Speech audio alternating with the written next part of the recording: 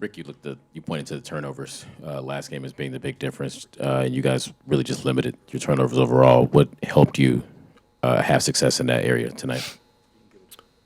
We played better. We were in where we should be most of the time. Well, a lot more than we were in Game 5. And we were stronger with the ball. We had some that weren't great ones, but when we made a mistake, we bounced back well, and that's what you got to do this kind of time of year. Tim, back left. Reynolds AP. Rick, what do you think there was a discernible lift just from Tyrese gutting it through? Not like your guys needed to know what the stakes were tonight. Everyone knew what the stakes were, but how much was that worth, do you think, in terms of energy and all that? Yeah, he's super important to us, and I think the big thing was there wasn't a lot of drama. The drama was created, in the press somewhat because there's a lot of talk about it. That kind of it was not coming from him. He was straightforward. He didn't want a lot of attention. He was doing everything possible to be able to play, and then, fortunately, we were able to keep his minutes reasonable. Because we had a great first half and a good start to the third quarter. So, one game. This is what it's all about. This is what you dream about growing up. This kind of opportunity. It's a very difficult place to play. We know that, but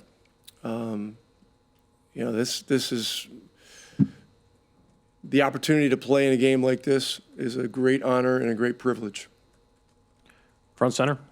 Rick, what did you think of just your team's mental fortitude early on after missing some shots, going down early? And then also, what does TJ McConnell give you night in and night out when it comes to just energy, effort, and just digging you all out of that hole?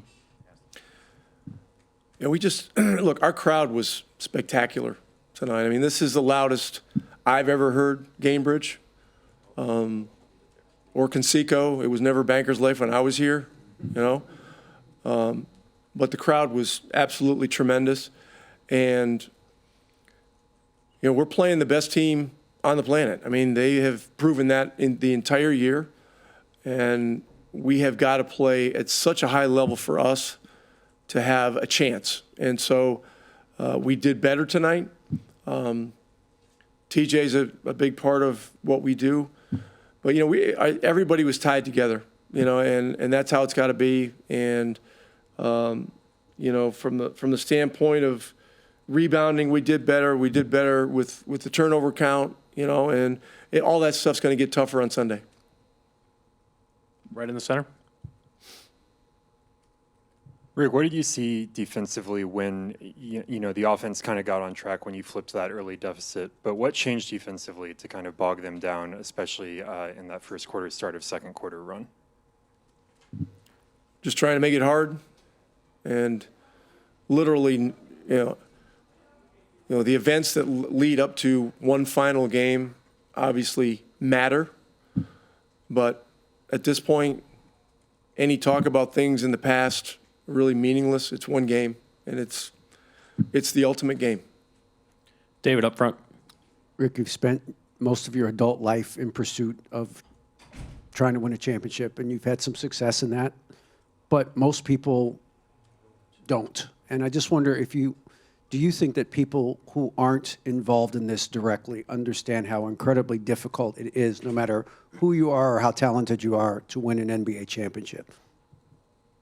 Well, I believe that everybody coaching in the NBA has a very good idea, because Chuck Daly once said, if people had any idea how difficult it was to win one game in the NBA, in the regular season, one game, they would have, they would be shocked. There are so many things coming at you, and you're swimming upstream. You're going against great coaching. You're going against high level players, and guys that go hard and are super skilled and all that kind of stuff. So, this time of year, not everybody's been deep into the playoffs or to the finals, but I guarantee you that people have a very good idea,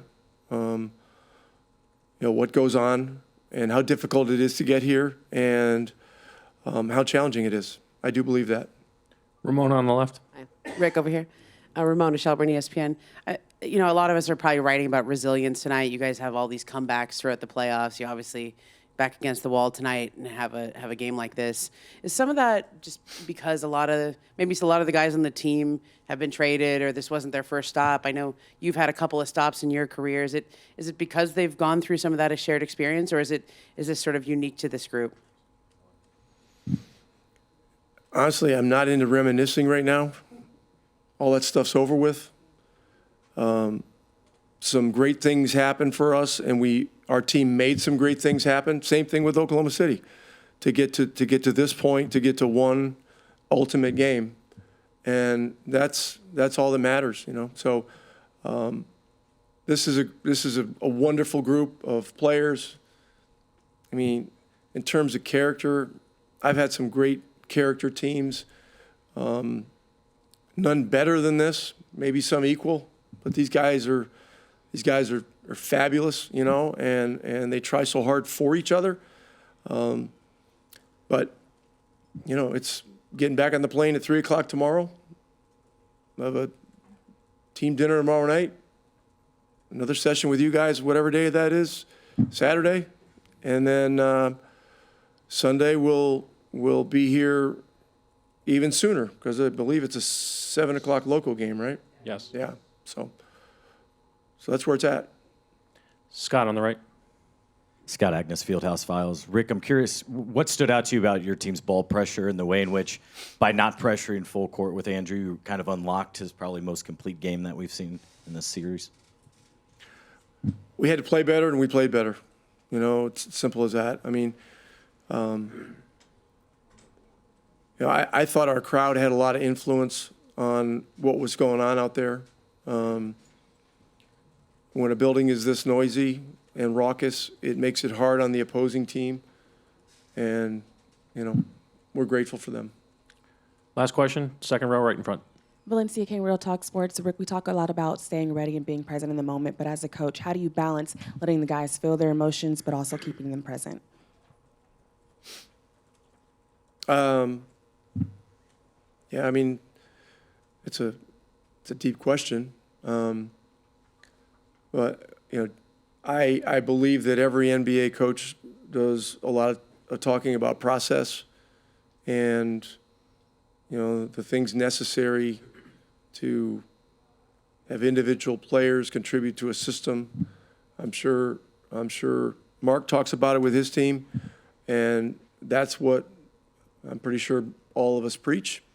And, you know, at this time of year, you've got to be able to block out a lot of things and avoid the distractions that are coming at you all the time. So over the next couple days, we'll do what's necessary to try to get ourselves ready for that environment and that team. And it's, you know, this will be a monumental challenge. James Boyd, The Athletic. Obi, can you explain what it's like to play with T.J. McConnell? He gets the steal there in the first quarter. You hit the three. You hit a couple more after that, but just that moment to kind of, you know, get you all back on track. It's no surprise what TJ does out there. Every time he comes into the game, crowd loves him, and he feeds off of that. Like he had a great start to the game, and it got us going, brought juice into the game, energy into the game, and it's been like that the whole game. So I feel like he was a big part of this win today. Rohan, fourth. Rohan Notker, NBC News. Obi, after Game 5, the first thing Coach Carlisle wanted to talk about was turnovers, and you know, you guys reduced those significantly tonight. Is there anything you guys saw on film the last couple of days, or any adjustments you feel like you made in that area to reduce the number of turnovers tonight? Yeah, like you just said, we just watched film, and it tells us what we do. They don't put too many good clips up on the film, but like you said, we just watched film and knew we had to be better today. So back row on the left. Obi, Minor Castillo desde la cancha. What adjustments tonight do you think make the biggest difference to force the game 7? Just came in here with the energy we needed. we had the amazing crowd, amazing fans, best fans in the world, who helped us do it throughout this whole game. And we just went out there and did what we had to do to get the win. Standing on the left. How you doing? Adeshina Koiki, a lot of sports talk. Congratulations. Yes, sir. Thank you. A few years ago, you had a chance to, in a way, play for a championship, at least get into the NCAA tournament with a special Dayton Flyers team, and that got taken away from you because of COVID. Are there similarities between that special team in 2020 and this team right now? And take me through your emotions as you're getting ready to play for a championship, knowing that just a few years ago you had a special team and never got that chance. Yeah, that 2020 Dayton year was definitely upsetting because we didn't get to the tournament. But we don't know what could have happened that whole tournament. I felt like we would have won if we played. But to have this opportunity playing at the highest stage, just finished Game 6 in the NBA Finals and going on to Game 7. There's not a lot of Game 7s that happen, so to have this opportunity to play in the Game 7 with this amazing team is a blessing, and wouldn't want to do it with any other team. So, other than the 2020 Dayton Flyers, yes. Second row straight ahead. Valencia King, Real Talk Sports, thank you for your time. You mentioned not wanting to battle it out with any other team than that team or this one, of course. How would you describe the character of this team, and even outside of the game of basketball, how this group of guys helped you, even outside of the game? Oh, yeah, we're just super resilient, and we're hungry. We got a taste of what the Eastern Conference Finals was last year, but we knew we could get back to the Eastern Conference Finals and to the finals this year. And like I said, we just hungry. We all work extremely hard every single day to allow the success that we have, and we're not done. We're gonna keep working. Got one more game, last game of the year coming up. So we're gonna look at the film, get better, and be prepared for Game 7. Right here on the left. John Herrick, WIBC. Obi, it's a two-parter. One, how much work goes into you putting in? You got a lot of shots up in the pregame, and clearly those shots were falling for you tonight. Yeah. And then also, how much does last year's experience of being down 3-2 against the Knicks, where you guys came back and won, how much does that help you this year, knowing you're going to do something similar? Yeah, that first question, I'm always in the gym getting shots up, putting in that work, just because I know the more work I put in, the better I play out there on the floor when it matters. And second question, I don't even remember the second question. What was it? Your resilience from last year. Yeah, facts. I mean, we had to go back to New York for Game 7 last year and got the job done. But like I said, we just a hungry team, and everybody wants to win. But I feel like we wanted more. Like we want to go out there and show the world we won't get as much love as everybody else in this NBA world. So we just try to go out there and do it for everybody within this circle, and that's why we love each other and have so much success. So. Front row in the center. Hey, Obi, Zach Kiefer with The Athletic. You guys were 1-4, 10-15. Could you have envisioned this back then? And if not, when did you start to see the makings of a championship contender this season? I mean, from the beginning of the year, like I said, we had a little bit of success last year, getting to the Eastern Conference Finals. But I knew it was going to be a good year because nobody was excited for just getting to the Eastern Conference Finals. Everybody knew we should have been in the finals. Like, we handed Boston a couple of wins, and so to have this opportunity this year, like I said, everybody worked extremely hard in the offseason and this whole year to be in the positions we're in now. So, last two questions, front right and then the second row. Jamal Collier from ESPN. Tyrese is out there toughing it out, obviously, on the injury. Just kind of, how did he look out there to you, and just what did it mean to y'all to have him sort of playing through that? I mean, I felt like he did amazing today. Like he led us to a win, and he's a soldier. He's not gonna let no little injury hold him back from playing in the finals and helping this team win. He's helped us get to this point, and he's gonna keep going until he can't. So, Sam, last question, second row. Sam Amick, The Athletic. Obi, you mentioned the feeling with the group at the beginning of the season. What part did it play when you guys went to Pascal's place and spent those days, spending that kind of time? When did we go there? When you went to Orlando. Yeah. As far as setting a tone and getting everybody in the Yeah. the same kind of mindset. Just how meaningful was that experience? Yeah, super meaningful. Pascal's great guy. Welcomed all of us with open arms into his space, and he's been in this position before. Like he's been in the finals, he's won the finals, so he knows what it takes, and he understood the team that we had last year. We could have been in this position. We could have been in the finals, and so he made us understand that we didn't want to be happy just losing in the Eastern Conference Finals. He knew what it took to get here, so he installed that in all of our minds, and we all knew what we had to do to get to this point. So worked all year to be able to have this success. What do you feel like was the biggest key for you guys reducing the number of turnovers tonight, especially after that was an issue in Game 5? We just gotta be strong with the ball. Obviously, we know how disruptive they are. We just, yeah, it's tough because they're so good defensively, but we just gotta be strong with the ball, two hands, and yeah, just take care of it. Front and center. Pascal James Boyd, The Athletic. What does it take to force a Game 7, and what does it take to win a Game 7? You've been in both situations before in your career. I mean, I think at this point of the year, I mean, it's all about hard play. I mean, we've played each other enough now where it's like, it's pretty much, I mean, I don't think there's secrets out there, like, when we play. So I think it's just about who wants it more, like just playing hard and leaving it all out there on the floor and living with the results. Like, I think that's all you can really say. In case where if you lose, you go home. Or if you force a Game 7 and then you get to Game 7, it's like, you lose, you go home. So it's like one game for everything. And I think at that point it's just about hard play and again sacrificing everything. We worked so hard for this opportunity, and you're privileged enough to get it at the highest level ever. And it's just a blessing. We're fortunate to be here.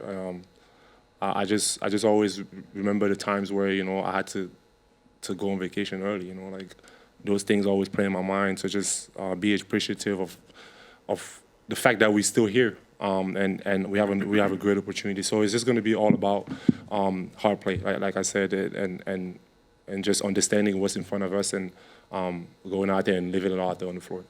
Second row, center. Pascal, Guilherme Sacco from ESPN Brazil. How much did it mean to see all the sacrifices that Tyrese made to be at the game for you and for the whole group? He's a tough kid, so I don't think we are. Well, at least I didn't have a doubt that he was gonna, be out there with us. And yeah, it just shows, he's one of our leaders on the team, and he's doing everything he can to be out there for us, and we appreciate that. Standing in the back left. Pascal, félicitations pour le match de ce soir. Est-ce que c'est possible de résumer en français dans un premier temps comment est-ce que tu as perçu la performance de ton équipe ce soir, et dans un deuxième temps, à quel point c'est excitant d'avoir un match 7 à l'horizon pour vous en finale de la NBA? Oui, ça fait plaisir. Je pense on a fait un effort collectif aujourd'hui. Et ouais, c'était juste comparé au match passé, avec plus de force et bon, essayer de faire ce qu'on peut. Et tout le monde s'est donné à fond. Et je pense que c'est ça l'essentiel. Et puis avoir l'opportunité de jouer un match 7, ouais, c'est le rêve de tout le monde. Donc à ce moment-là, il n'y a plus d'excuses. C'est juste aller, jouer et donner tout ce que tu as. Vince, here on the left. Pascal, Vince Goodwill, Yahoo Sports.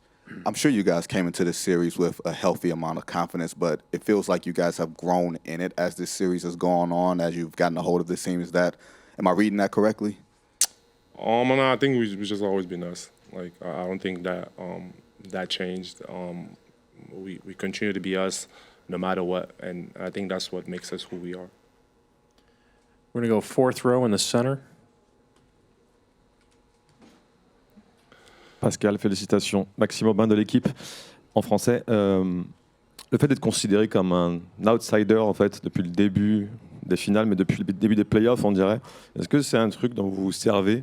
Est-ce que c'est un fuel en fait pour votre équipe, ou est-ce qu'au contraire c'est une distraction et vous en occupez? Ouais, comme tu l'as dit, ça se passe depuis toute la saison. Donc pour nous, on est habitué à ce point. Donc c'est une perte de temps d'essayer de comprendre ou quoi que ce soit. Pour nous, c'est essayer d'être nous. Et ouais, à la fin, c'est plus vraiment une story, tu vois. C'est genre, c'est ça. Et puis nous, on s'en fout, on continue, on joue comme on peut et on essaie de faire ce qu'on peut faire en équipe et c'est ça. Back left, Tim. Tim Reynolds with the AP. Pascal, when you came here, what did you know? I mean, why did you know that this team could be on this stage, could contend and possibly win an NBA championship when a lot of people probably thought they were just like a middle of the pack, whatever? I mean, I think for me, I just love everything about the team.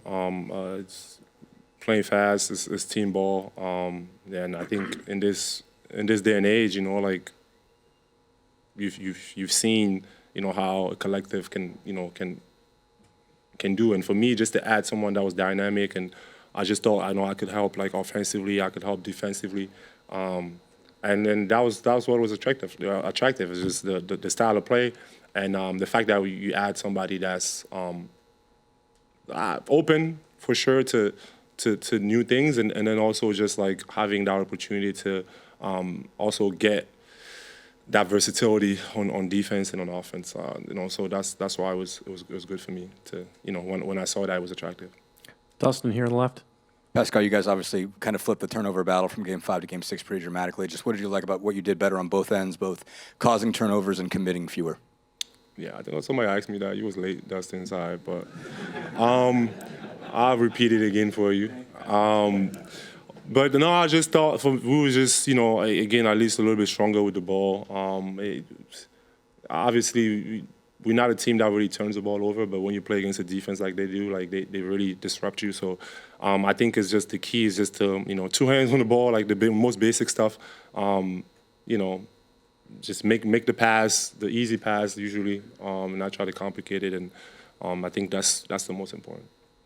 Last question right here on the left. Pascal, that dunk you had at the end of the first half, followed by before that a big shot that helped get the crowd back into it. How are you able to do both of those things and then put even more pressure on the Thunder?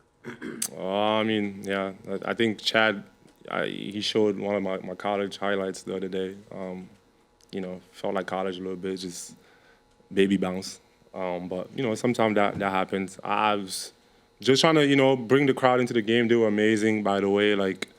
Shout out Gamebridge, like that place was rocking, and the support that they've you know given us all year has just been so amazing, and I'm super blessed to be a part of this, and when we're out there, you know, we just want to do everything that we can for them, just because they, you know, they give us so much support from the beginning of the year, and you know, we just want to do it for them. Thank you, Pascal. You want to ask a question? I feel like you had she had like her hand up the whole time, but. Go ahead. Last one. Yes, last one. We'll end with the bang. You mentioned being sacrifices and also just being grateful for the moment. At this stage in your career, what allows you to maintain that character and being grateful for these moments? I think just my family, I think they keep me pretty grounded. You know, no matter what's happening out there, you know, they keep me pretty even killed just because, yeah, I'm still a little brother to everyone. So I just... having their support, it just means everything to me, and I just, to me, like every time I go out there on the floor, like just playing for them, playing for my dad, people that mean so much to me, and the support that they give me, it just pushes me to do things that are usually unthinkable, that I don't really think I could do, but I'm just so blessed, man, blessed to be here, and my family's everything to me, so they definitely keep me in check, but also help me achieve what I'm achieving right now. Ty, James Boyd, The Athletic. Obviously, a lot of talk about your calf, and you have to decide whether to play or not, things like that. But you are an inherently unselfish player. I would imagine your parents raised you to be unselfish as a person. But how much selfishness do you have to have in a moment like this to go out there and play, and how much selfishness is good selfishness to have as a high-level athlete? I mean, I just look at it as, you know, I want to be out there to compete with my brothers. You know, these are guys that I'm willing to go to war with. And we've had such a special year, and we have a special bond as a group. And, you know, I think I'd beat myself up if I didn't give it a chance, you know. And, you know, I just wanted to be out there and fight. And just had to have an honest conversation with Coach that, you know, if I didn't look like myself and, you know, was hurting the team, like, sit me down. Like, that's... Obviously, I want to be on the floor, but I want to win, you know, more than anything. So I just had to have an honest conversation with Coach. yeah, I want to be on the floor, and if I have the ability to, if I can, like I said, if I can walk, then I want to be out there. So, I just want to be out there with my brothers to compete, and yeah, those guys have my back, and I feel like I have theirs at the same time. So, that was important for me. Again in the front. Tyrese Haliburton with The Athletic. This team has never been this close to an NBA championship in its history. You've talked with Reggie about how much that would mean to you personally. How do you weigh that over the next 48, 70 hours with the focus it's going to need to win in their place in Game 7? Yeah, just not trying to look at it from like a big picture thing. Not trying to look at it in that way necessarily. Like, we got one game. It's nothing that's happened before matters. And nothing that's going to happen after matters. It's all about that one game. So just trying to approach it the right way. For the next couple days, it's going to be, the narratives are going to be almost poison, to talk about what this would mean to our city and our organization and legacy talk, and we played so well, and now the pressure's on. Like, it's gonna, you know what I mean? There's gonna be, narratives that we can't really pay attention to. We got to control what we can. So much of these games has come down to, who's gonna start the fight from a physicality standpoint, and take care of the ball better, rebound the ball better. Those are important things that we need to focus on. So, I don't even want to say like, celebrate this one tonight, move on, like. It's done with. We did our job to take care of home court, and we got to be ready to compete in Game 7. Dustin here on the left. Dustin DePierre, Indy Star. Ty, you talked about just whether you felt like yourself or not. I guess how close or how far did you feel to yourself? How long did it take you to kind of adjust to whatever you were dealing with and had to compensate for? And what do you feel like you managed to kind of put together to just figure out to deal with what with the calf muscle and what you were? Yeah. I don't know. That's really for you guys to analyze as far as what you think about how I performed. I was just trying to come out and impact the game in any way I could. Still trying to be who I am at the same time. But obviously, yeah, I'm dealing with something. But nobody cares. They don't care. I don't care. So we gotta get the games.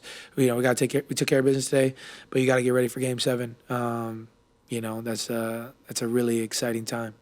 Ramona over here. Tyrese, Ramona Shelburne, ESPN. You mentioned the narratives are going to be poison for you guys the next couple of days. Keep your focus here. I noticed just on your social media, you haven't. I think your last post was June 6th, right? Maybe Game 1. Have you stayed off that altogether? Have you been able to avoid much input coming into you from the outside world? Yeah, I've tried my best. I don't have the apps or anything. I'll be honest. Sometimes I got to log on to Twitter to see what's going on with like WWE or. Certain other stuff, honestly.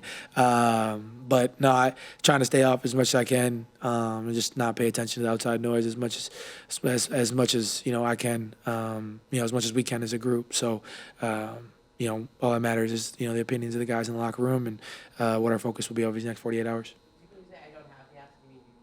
Yeah, I deleted the apps. Correct. Yeah. David in front. Tyrese, can you walk us through the last 48 hours? Where you've been, who has been with you as his round-the-clock treatment has proceeded, whether it was in the training room or at your house or wherever it was? Yeah. Trying to think.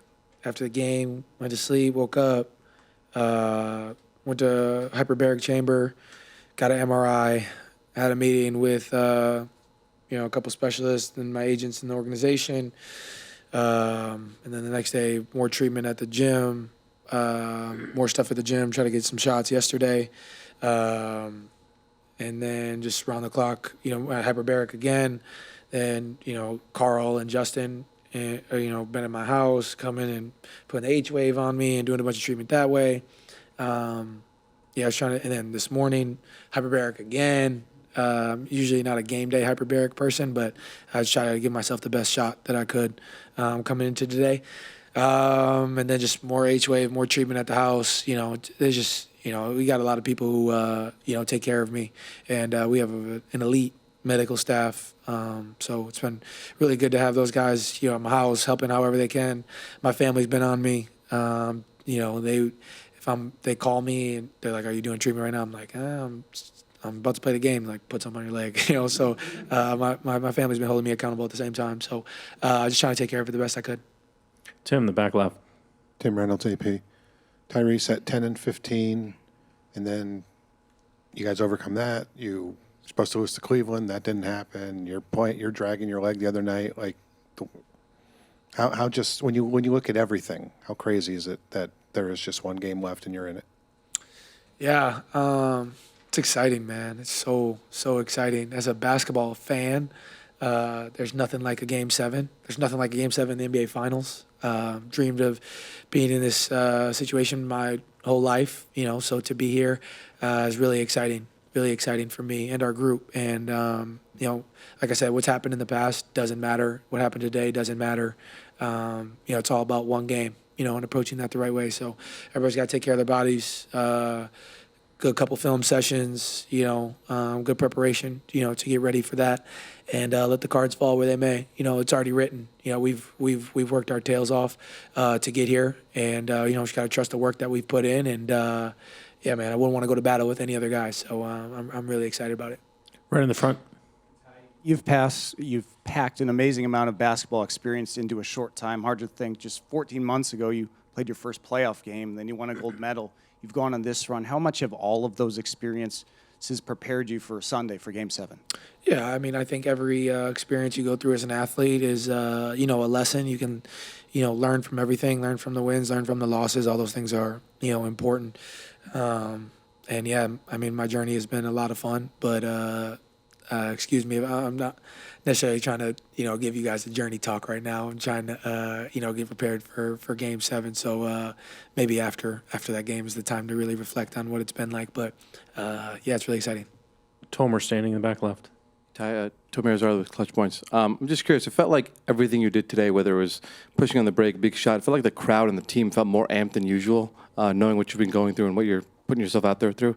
Did it feel like that to you? Did it feel like every shot, every assist that you had just felt like it got the crowd more amped than usual? I wouldn't say it's a Tyrese thing. I feel like our crowd was just really excited for this game. They've really rallied and got behind our group. And, here's a do or die game. As much as, we didn't want to lose this game and see a celebration on our home floor, our fans didn't want to see that either, So I think that there's just a lot of energy, excitement, throughout our city, and that's a lot of fun. That's a lot of fun to be a part of. This has been a special thing to be a part of here in Indianapolis, and yeah, man, it's been a lot of fun. I'm looking forward to Game 7. Center, third row. Hey, Tyrese. Last year, I believe we were in Utah, and Bruce Brown let you see his championship ring for a couple of minutes.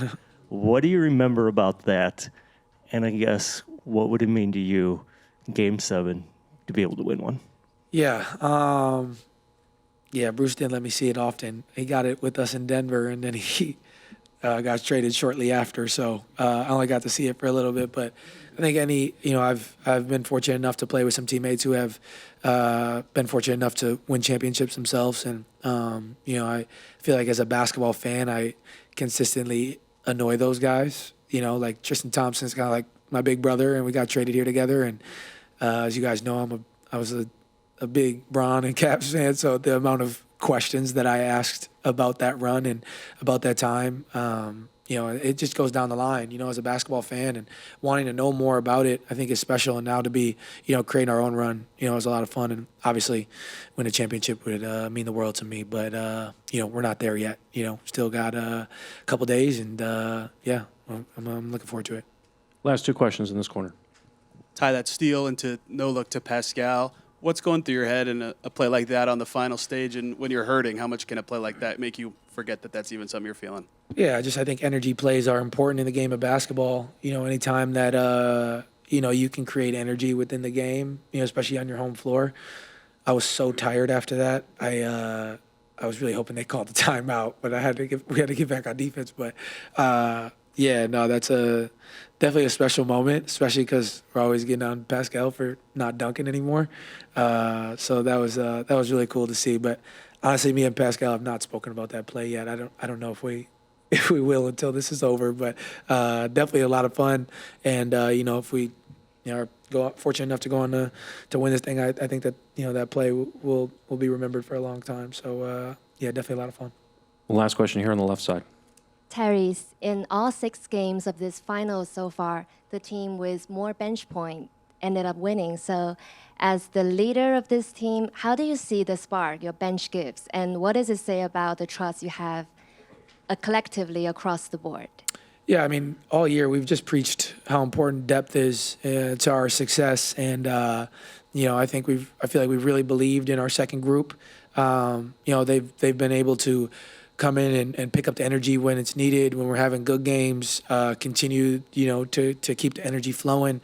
Obviously TJ and Obi are kind of the head of that snake, off the bench, and we still got Shep and Ben, and obviously Jarris is hurt right now, and TB and Tony Brett. We just got so many different guys that can chip in, and that's the thing about the NBA and the playoffs is you never know when your number is going to be called, and we have so many guys that are prepared for that moment, and I didn't actually know that stat, but that's interesting. I think in the finals, especially in our series right now, all these games are coming down to the margins. That's what's important. Can you win the rebound battle? Can you win the turnover battle? Can you set the tone from a physicality standpoint? Those are all what's been very important through all these games. And I feel like whoever's done that has won the game. So going into Game 7, it's just important for us to control, the controllables, the effort stuff. That's going to be really important.